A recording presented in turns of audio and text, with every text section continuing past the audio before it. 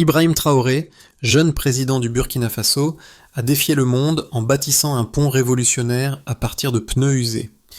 Ce geste audacieux, à la frontière de l'impossible, a attiré à la fois l'admiration et le scepticisme. Mais derrière ce projet écologique, c'était un message puissant. Nous pouvons bâtir notre avenir avec ce que d'autres rejettent. Ce pont, fait de matériaux récupérés, est devenu bien plus qu'une simple infrastructure. Il symbolise une Afrique qui refuse la dépendance et choisit de créer son propre destin. Une question se pose alors. Si un simple pont peut changer une nation, que pourrait accomplir tout un continent avec la même volonté ? Ibrahim Traoré n'est pas simplement un président, c'est un visionnaire qui voit au-delà des frontières de son pays. Le Burkina Faso, un petit pays enclavé du Sahel, a longtemps été perçu comme une terre de pauvreté et de conflits, mais Traoré a bouleversé cette vision en ordonnant la construction d'un pont fait de pneus recyclés, un projet qui défiait les attentes mondiales. Ce geste ne visait pas seulement à relier deux rives d'une rivière, mais à symboliser la volonté de son peuple de se libérer des chaînes de la dépendance extérieure. Les enjeux étaient énormes. S'il réussissait, il prouverait qu'un pays pauvre pouvait construire son avenir sans l'aide de puissances étrangères. Il offrirait un modèle inédit de souveraineté économique et politique pour le reste du continent africain. Mais si l'expérience échouait, cela pourrait s'avérer être une erreur coûteuse et alimenterait les critiques contre sa politique. Le monde regardait attentivement et le destin du Burkina Faso était en jeu. Le pont, construit en seulement 3 mois, est un symbole vivant de la réinvention d'un pays tout entier. Lorsqu'Ibrahim Traoré lança ce projet audacieux, peu croyaient qu'il pourrait réussir. Le monde a d'abord réagi par le scepticisme, certains qualifiant cette initiative de geste symbolique sans réelle viabilité. Cependant, les faits ont rapidement contredit ces prédictions. Le premier pont écologique, fait de pneus usagés, s'est élevé majestueusement au-dessus de la rivière Tfal. Ce n'était pas une simple construction, c'était un acte de défi. L'ingéniosité locale, l'utilisation des ressources disponibles et l'engagement populaire ont transformé un matériau rejeté en une infrastructure fonctionnelle et durable. Le pont a été conçu pour être léger et accessible, non seulement pour les camions, mais aussi pour les villageois qui l'ont construit eux-mêmes. L'impact a été immédiat et profond. Les agriculteurs ont pu transporter leurs récoltes sans craindre de perdre leur cargaison dans les eaux de crue, et les enfants ont pu aller à l'école en toute sécurité, une première en plusieurs décennies. Les habitants des villages voisins ont commencé à traverser librement, rendant possible un commerce plus fluide et la circulation des personnes. Ce pont ne représentait plus seulement un passage d'une rive à l'autre, mais un pont entre le passé et l'avenir de tout un peuple. Ce projet a non seulement ouvert la voie à une nouvelle manière de penser l'infrastructure, mais il a également marqué un tournant historique pour un pays qui se battait contre l'image de l'impuissance. Le pont de pneus n'était plus un simple objet physique. Il était devenu un manifeste de la souveraineté et de l'indépendance de Burkina Faso. Ibrahim Traoré, à seulement 35 ans, s'est imposé comme une figure de proue dans un monde où les leaders africains étaient souvent perçus comme dépendants de l'aide étrangère. Avant sa prise de pouvoir, le Burkina Faso n'était guère qu'un point sur la carte, souvent oublié par la communauté internationale. Mais sous sa direction, un nouveau souffle a animé la nation. Il a su se démarquer par sa capacité à transformer une situation de crise en une opportunité pour son peuple. Le projet du pont en pneus usés est l'exemple parfait de son approche. Ingénieux, audacieux et profondément enraciné dans la réalité du pays. Ce projet a rapidement trouvé des partisans parmi les ingénieurs locaux, les étudiants et même les soldats qui se sont engagés à reconstruire leur pays à partir des ressources dont ils disposaient. L'armée, traditionnellement perçue comme un acteur politique clé au Burkina Faso, a joué un rôle essentiel mais pas en tant que force de répression. Traoré a orienté les militaires vers la construction, transformant les soldats en bâtisseurs d'infrastructures. Ce changement de rôle a été essentiel pour donner un sentiment de fierté et de responsabilité au sein de la population. Le projet a également créé une dynamique de solidarité nationale, avec des milliers de Burkinabés qui ont vu dans ce pont une manière de reprendre le contrôle de leur destin. En tant que leader, Traoré ne cherchait pas seulement à construire un pays plus solide, mais à incarner l'idée d'un peuple qui se relève, qui se relève avec ce qu'il a, plutôt que de chercher la solution à l'extérieur. En peu de temps, il est devenu un modèle d'autosuffisance et de leadership visionnaire pour toute l'Afrique. Lorsque le président Ibrahim Traoré ordonna la construction du premier pont écologique en pneus usés, il ne savait pas encore que cette initiative marquerait le début d'une révolution pour son pays. Le projet était simple dans son concept, mais ambitieux dans son exécution. Utiliser les ressources déjà disponibles pour répondre à un besoin vital. Le Burkina Faso, une nation minée par des décennies de conflits et de dépendance à l'aide internationale, avait longtemps été vu comme un exemple de pays pauvre, un sia désespéré, selon beaucoup. Cependant, Traoré a changé ce récit en mettant en avant l'ingéniosité locale et l'autosuffisance. Le processus de construction était tout sauf conventionnel. Plutôt que de recourir à des matériaux coûteux importés, Traoré a opté pour les pneus usagés, un déchet souvent ignoré et rejeté. Ce choix a été accueilli par une vive réprobation de la part des experts internationaux qui qualifiaient le projet d'absurde et risqué. Mais l'ingéniosité locale a pris le dessus. Les pneus ont été fondus, pressés et réutilisés pour créer des panneaux de pont modulaires. Ce n'était pas une construction élégante ni parfaite, mais elle était fonctionnelle et durable. En 3 mois seulement, le premier pont écologique traversant la rivière Teval était opérationnel. La nouvelle s'est rapidement répandue à travers le pays, puis au-delà des frontières du Burkina Faso. Là où les journalistes étrangers sont arrivés trop tard pour filmer le début de la construction, ils ont trouvé un projet déjà terminé et utilisé quotidiennement par la population. Les enfants ont commencé à traverser le pont pour se rendre à l'école, les commerçants l'ont emprunté pour transporter leurs marchandises, et les villageois ont célébré cet exploit comme un signe de progrès et d'indépendance. Le monde n'a pas tardé à réagir. Les médias africains ont salué l'initiative comme un exemple de la capacité de l'Afrique à se prendre en main, mais les réactions internationales ont été partagées. Certains analystes ont vu dans ce pont une réponse directe à la dépendance du continent vis-à-vis des puissances étrangères. D'autres ont ridiculisé le projet, le qualifiant de symbole de l'idéalisme d'un leader inexpérimenté. Mais à chaque jour qui passait, le pont devenait un témoignage vivant de ce que l'Afrique pouvait accomplir par ses propres moyens. Le pont n'a pas seulement changé la manière dont les Burkinabés percevaient leur pays, il a également montré au monde qu'un petit pays, souvent ignoré et oublié, pouvait réaliser des projets de grande envergure sans attendre l'aide d'autres nations. Mais l'impact de ce projet allait bien au-delà de l'infrastructure physique. Ce pont est devenu le symbole d'une nouvelle Afrique, une Afrique qui choisit de se relever avec ce qu'elle a, plutôt que d'attendre que l'aide vienne de l'extérieur. Alors que les gens traversaient le pont chaque jour, l'image d'un Burkina Faso capable de se réinventer à partir de ce que le monde rejette commençait à se diffuser. Ce projet est devenu une source de fierté nationale et à l'international, il a alimenté une réflexion sur la manière dont l'Afrique pourrait repenser son avenir. Voyons maintenant les résultats concrets. Le succès du projet de pont en pneus usé à Burkina Faso ne se mesure pas uniquement en termes d'infrastructures physiques, mais aussi par son impact tangible sur la vie quotidienne des habitants et les indicateurs économiques du pays. Bien que la construction ait été initialement perçue comme un défi absurde par de nombreux experts internationaux, les résultats ont rapidement fait taire les sceptiques. D'abord, l'amélioration de la connectivité a été immédiate.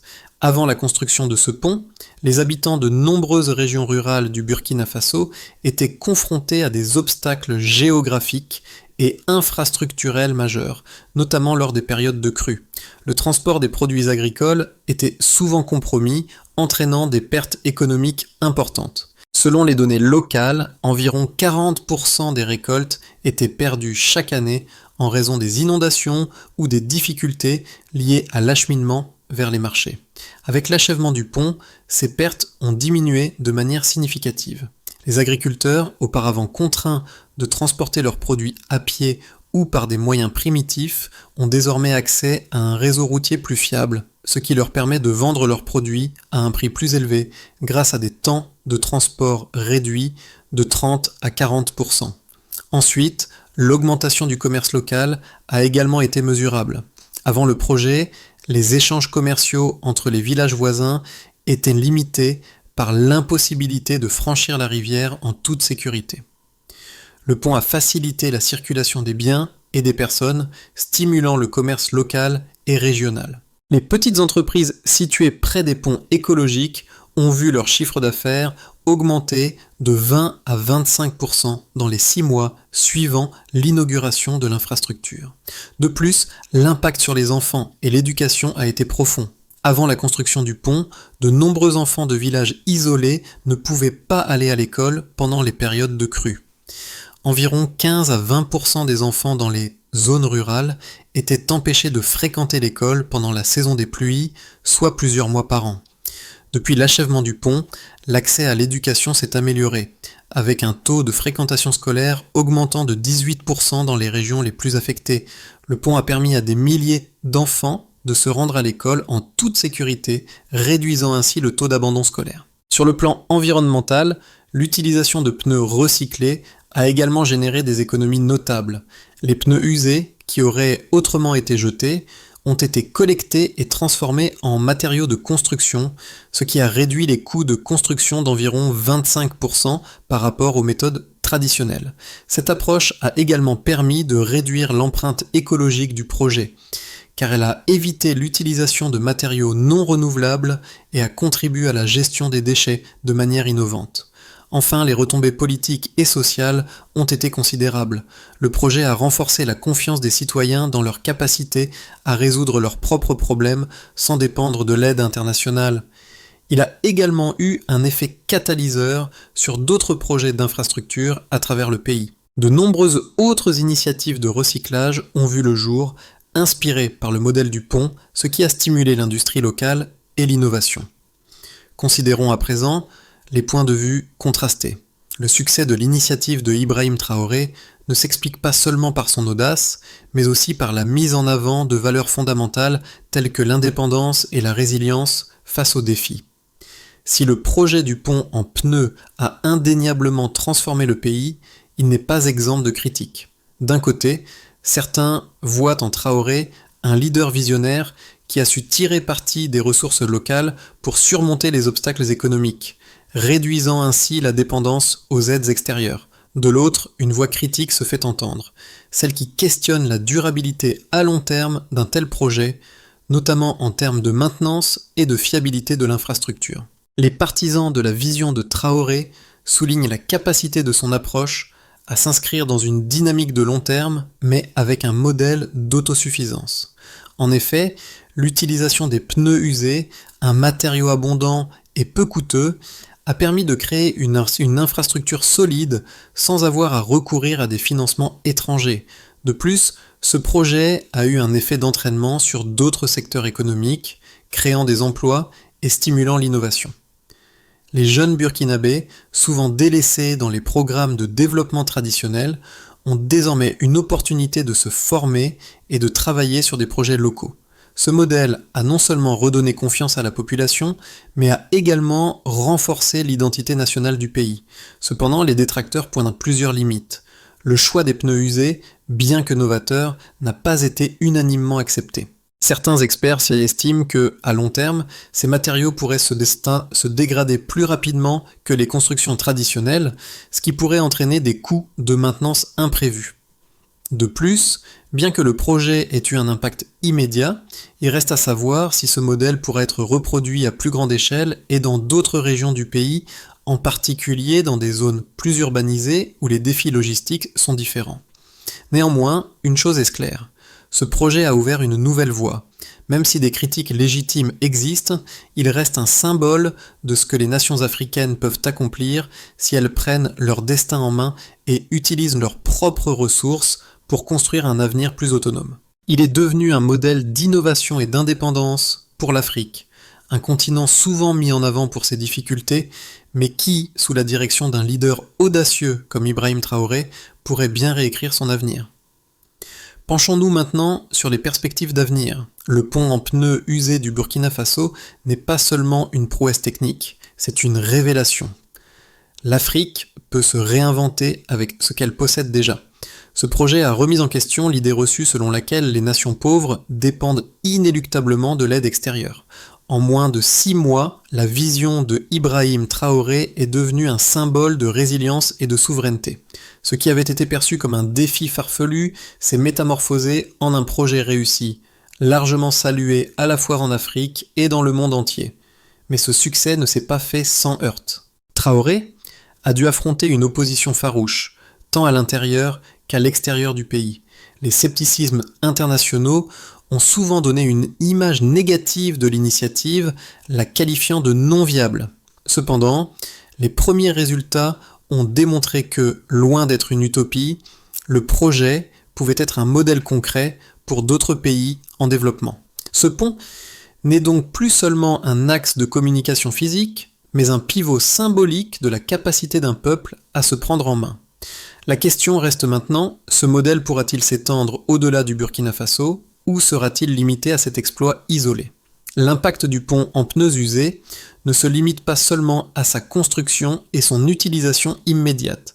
Il a engendré des conséquences profondes et durables, tant sur le plan économique que social. En permettant un meilleur accès aux routes et aux marchés, il a favorisé la croissance économique dans les zones rurales où de nombreuses communautés vivaient dans l'isolement. Les agriculteurs ont désormais accès à des marchés plus vastes, permettant à leurs produits d'atteindre une clientèle plus large et ainsi d'augmenter leurs revenus.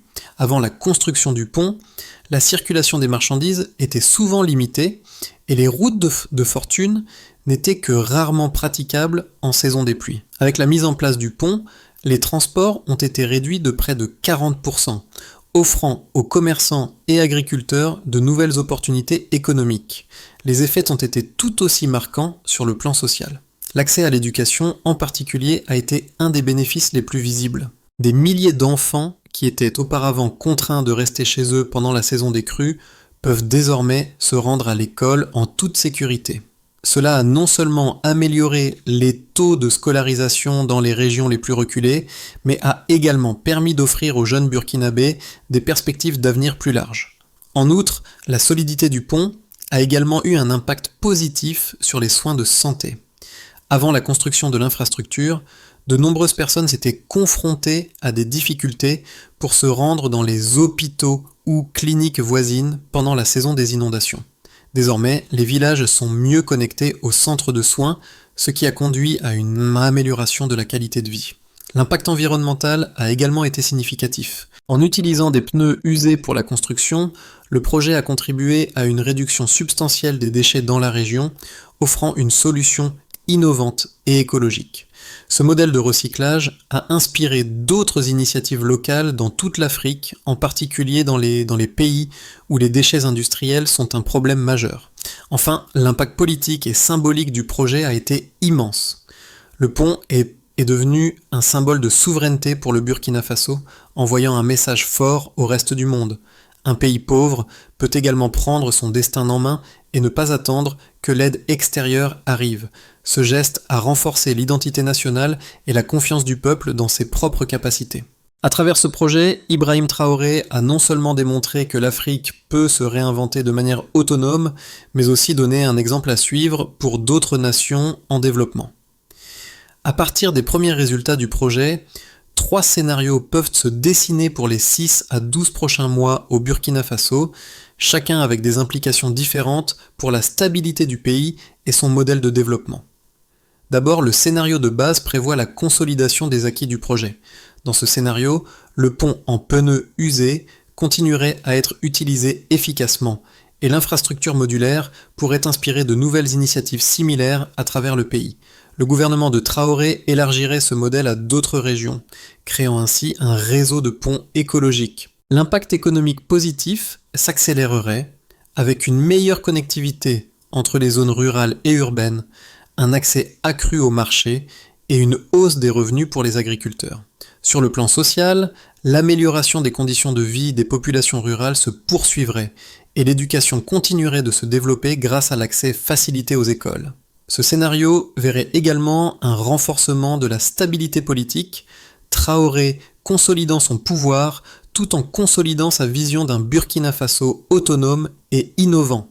Ensuite, le scénario optimiste imagine une adoption à l'échelle régionale du modèle. Si le projet du pont et le couronner de succès, il pourrait inspirer d'autres pays africains à adopter des projets similaires, ce qui marquerait un tournant pour le continent. En 6 à 12 mois, plusieurs nations pourraient commencer à recycler des pneus et autres déchets pour créer leurs propres infrastructures. Cela stimulerait une révolution verte à travers l'Afrique, contribuant à la fois à la réduction des déchets et à la création d'emplois locaux. L'impact social et économique serait encore plus profond avec une multiplication des projets d'infrastructures durables. Le Burkina Faso deviendrait ainsi un leader en matière d'innovation sociale et environnementale sur le continent. Cependant, ce scénario impliquerait également un renforcement des tensions avec les puissances étrangères qui pourraient percevoir cette indépendance croissante comme une menace à leurs intérêts dans la région. Enfin, le scénario pessimiste prévoit une stagnation du projet confronté à des obstacles logistiques, financiers et politiques. Malgré le succès initial du pont, le manque de soutien international et les difficultés internes pourraient freiner l'expansion du modèle. Les coûts imprévus liés à la maintenance de l'infrastructure en pneus usés pourraient dépasser les bénéfices, mettant à mal la durabilité du projet. Les tensions internes au gouvernement ou des critiques croissantes de l'opposition pourraient nuire à la stabilité politique. De plus, l'absence de diversification des sources de financement et d'appui étrangers pourrait limiter la capacité du Burkina Faso à poursuivre ses projets ambitieux. Dans ce scénario, le pays resterait isolé, ses ambitions freinées par une lenteur administrative et une dépendance à des ressources limitées. Chacun de ces scénarios présente des défis et des opportunités uniques pour le Burkina Faso. Le futur du pays dépendra largement de la manière dont il exploitera les premières réussites du projet, tout en équilibrant les défis internes et externes qui se profilent à l'horizon. Le projet du pont en pneus usé au Burkina Faso va bien au-delà d'une simple réussite technique ou d'une initiative économique. Il touche directement l'essence de ce que peuvent accomplir les nations africaines lorsqu'elles prennent leur destin en main. Pour le spectateur, cet acte de résilience, cette réponse face à l'adversité, n'est pas seulement une histoire de construction, mais un appel à repenser la façon dont le monde regarde l'Afrique. Ibrahim Traoré, en tant que leader, ne s'est pas contenté de rêver d'un avenir meilleur pour son pays. Il a agi. En transformant un déchet en un pont solide, il a montré que chaque ressource, même la plus négligée, peut être utilisée pour bâtir un futur digne et autosuffisant. Ce projet résonne profondément, non seulement au Burkina Faso, mais dans tout le continent africain. Pour les jeunes Africains, cela représente l'espoir que le changement est possible, même dans les circonstances les plus difficiles. Ils peuvent désormais regarder leur propre pays, et plus largement leur propre continent, non pas comme une région dépendante de l'aide internationale, mais comme une terre d'opportunités infinies. Le succès du pont incarne cette idée simple mais puissante. Nous n'avons pas besoin de tout. Nous avons juste besoin de croire en nous et d'utiliser ce que nous avons. Ce changement de mentalité ne s'arrête pas aux frontières du Burkina Faso. La communauté internationale commence à voir l'Afrique sous un autre angle. Ce modèle de développement local, centré sur la récupération et l'innovation, commence à changer la perception des capacités africaines. L'Afrique n'est plus seulement le bénéficiaire d'aide, mais un acteur de sa propre renaissance. C'est un message puissant qui va bien au-delà des infrastructures. C'est une revendication de dignité et d'indépendance. Le projet du pont en pneus usés, bien que révolutionnaire, n'est que le début d'un chemin plus vaste vers la souveraineté et l'autosuffisance pour le Burkina Faso. Pour que ce modèle prenne racine et se répande, plusieurs étapes doivent être suivies, chacune visant à renforcer la résilience économique et à élargir l'impact social du pays. Voici un plan en 3 étapes pour assurer la pérennité du projet et sa réplicabilité à plus grande échelle. D'abord, le renforcement des capacités locales. La première étape consiste à continuer à former et à impliquer les jeunes burkinabés dans des programmes d'ingénierie durable et de recyclage.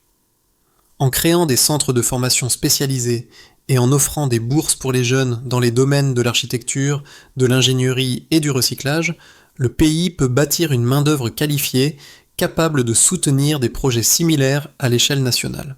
Cela renforcera non seulement l'indépendance technologique, mais aussi l'esprit d'initiative parmi les jeunes. Ensuite, l'expansion à travers le pays. Une fois la capacité locale consolidée, le gouvernement devra investir dans l'extension du modèle de ponts écologiques à d'autres régions isolées du pays. Des partenariats publics-privés pourraient être formés pour financer l'expansion de ces infrastructures tout en garantissant leur durabilité. L'idée serait de relier les régions rurales aux centres urbains, stimulant ainsi la croissance du commerce, de l'éducation et de l'accès aux soins de santé. Enfin, le partage du modèle à l'échelle régionale. Le Burkina Faso pourrait jouer un rôle clé dans la diffusion de ce modèle à d'autres pays africains. En collaborant avec des organisations panafricaines et en partageant les données et les résultats des projets, le pays pourrait inspirer une transformation écologique à l'échelle du continent. Le soutien d'organisations internationales pourrait faciliter l'exportation de ce modèle, créant ainsi un réseau de nations africaines autonomes et durables. Ainsi, ce modèle de développement, enraciné dans l'innovation locale et la durabilité, pourrait devenir un pilier fondamental de la croissance future du Burkina Faso et de l'Afrique tout entière. Le pont en pneus usés, au-delà de sa fonction d'infrastructure, représente une véritable métaphore du parcours du Burkina Faso sous la direction d'Ibrahim Traoré. Ce projet, conçu à partir des déchets, symbolise non seulement la résilience du peuple burkinabé, mais aussi la transformation d'une nation en quête de dignité. Il incarne l'espoir que l'Afrique, loin de se résigner à sa condition de subordination, peut utiliser ses propres ressources pour bâtir son avenir. Pour Ibrahim Traoré, ce pont n'est pas une fin en soi, mais un début. Un début d'une Afrique capable de se prendre en main, de créer sa propre voie, d'arrêter d'attendre l'aide extérieure et de s'approprier son destin. Le message qu'il a envoyé au monde, et particulièrement aux jeunes Africains, est puissant. Nous ne sommes pas condamnés à rester dans l'ombre. Avec ce que nous avons, nous pouvons changer les choses. Aujourd'hui, le Burkina Faso se tient sur un pont de symboles. Ce n'est pas seulement un passage entre deux rives physiques, mais un pont vers un avenir plus juste, plus autonome, où chaque Burkinabé peut croire en sa capacité à changer le monde. Ibrahim Traoré a, en un instant, transformé la perception d'une nation et montré au monde que l'indépendance commence par la confiance en soi. Le parcours de Burkina Faso sous la direction d'Ibrahim Traoré n'est qu'au début d'une révolution silencieuse qui résonne à travers l'Afrique et au-delà. Ce projet né d'une vision audacieuse et d'une foi inébranlable dans les capacités locales rappelle à chacun de nous que le véritable changement vient de l'intérieur. Ce pont en pneus usés, modeste mais puissant, nous enseigne qu'aucune ressource n'est trop insignifiante pour être transformée en quelque chose de grand. Si l'histoire de Traoré vous a inspiré, partagez-la. Faites savoir que l'indépendance et l'autosuffisance sont possibles, même dans les moments les plus sombres. Croyez en la force de votre communauté et en la puissance des idées novatrices. Si vous croyez que l'avenir de l'Afrique réside dans l'autonomie et la résilience, rejoignez cette conversation. Abonnez-vous pour découvrir davantage d'histoires de transformation et d'espoir et partagez cette vision avec ceux qui croient, comme vous, que le changement commence par l'action. Ensemble, nous pouvons construire un avenir où l'Afrique ne demande plus la permission d'être libre. Parce qu'à chaque pneu recyclé, chaque pont traversé, un futur plus fort et plus digne se dessine.